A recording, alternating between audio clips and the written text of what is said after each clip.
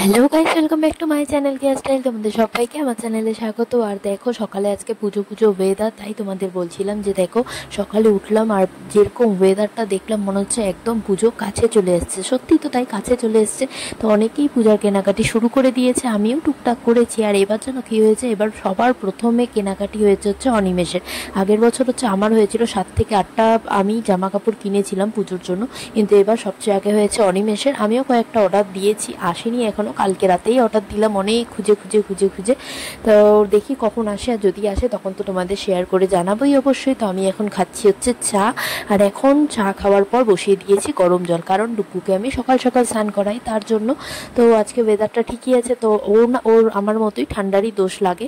আর বোরিংয়ের জল তো জানোই কত ঠান্ডা হয়, তার জন্য হালকা উষ্ণ গরম জল করে দিই, যাতে ওর ঠান্ডা দোষ না লাগে, ঠান্ডা না লাগে, তার জন্য গরম জল বসিয়ে দিয়েছি।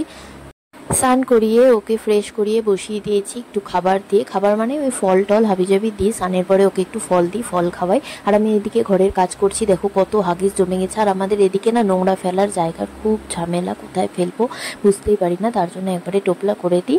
আর মার বাড়িতে রাতে যাই, মানে মার বাড়ির ওইদিকে একটা জায়গা আছে, ওখানে অনেক সবাই নোংরা ফোংরা ফেলে, তো ওখানে গিয়ে রাত্রে ফেলে আসি। তো আমিও একটু খেয়ে নিচ্ছি কুরকুরে, খেতে কাজ করতে করতে খেতে ভালোই লাগে। তো ডুকু দেখো এখন আমার সাথে কুরকুরে খাচ্ছে, আমাকে দেখছে খেতে, তার জন্য ওরও লাগবে। আর টিভি দেখছে, নেপালি গান যে ওর এত ভালোবাসে কি জানি, ওর যে আগের জন্মে হয়তো কানেকশন ছিল নেপালিদের সাথে, নেপালি গান চালিয়ে দিলে চুপচাপ বসে থাকে। তো আমি এদিকে ডুকুর বোতল পরিষ্কার করে নিচ্ছি, আর এখন ডুকু খাবে হচ্ছে খাবার। আমি ওখানে ডুকুর খাবারও বানিয়ে নিচ্ছি। দেখো ডুকুর খাবারটা শেষ হয়ে গেছিলো, তার জন্য অল্প করে বানিয়ে নিচ্ছি, কারণ ও দুপুরে খাবে ভাত, তাই অল্পই বানাচ্ছি।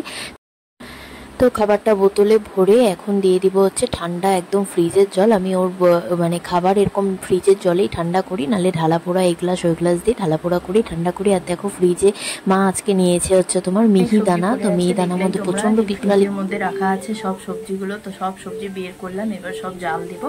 এগুলো সব মানে অনেক দেখতে, ডাল বাটা, এখানে এটা, আবার এটা খুললে আর একটাও আছে দেখো, প্রচুর। মানে আজকে রান্না না করলেও আমার হতো। তো এগুলো সব হচ্ছে জাল দিয়ে দিব এখন। আর অনিমেষ এনেছে হচ্ছে মাংস, তো এখন মাংস করবো, আর এগুলো সব জাল দিয়ে রাখবো।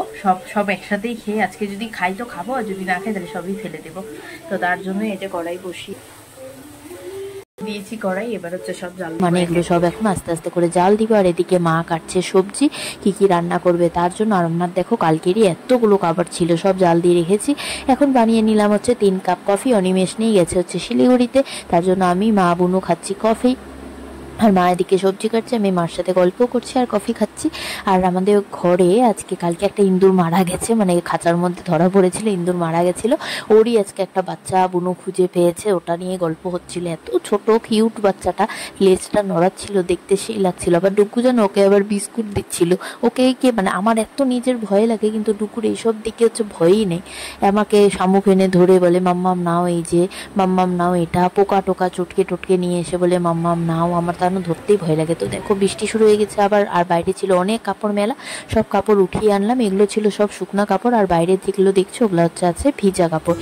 তো মাংস করে তারপরে খাওয়া দাওয়া করবো। আর অনিমেষ নেই, অনিমেষ গেছে হচ্ছে তোমার শিলিগুড়িতে, ওর একটু কাজ আছে। মানে কাজ মানে কি, ওই আমার হেলমেট আনতে গেছে। আমার হেলমেটটা কেমন লাগে দেখতে, ভালো লাগে না ওই হেলমেট, তার জন্য নতুন একটা আনতে গেছে, তো ওটাই আনতে গেছে। তো আজকের ব্লগ এইটুকুই। আর আজকের ব্লগ কেমন লাগলো অবশ্যই কমেন্ট বক্সে কমেন্ট করে জানিও। Bye bye.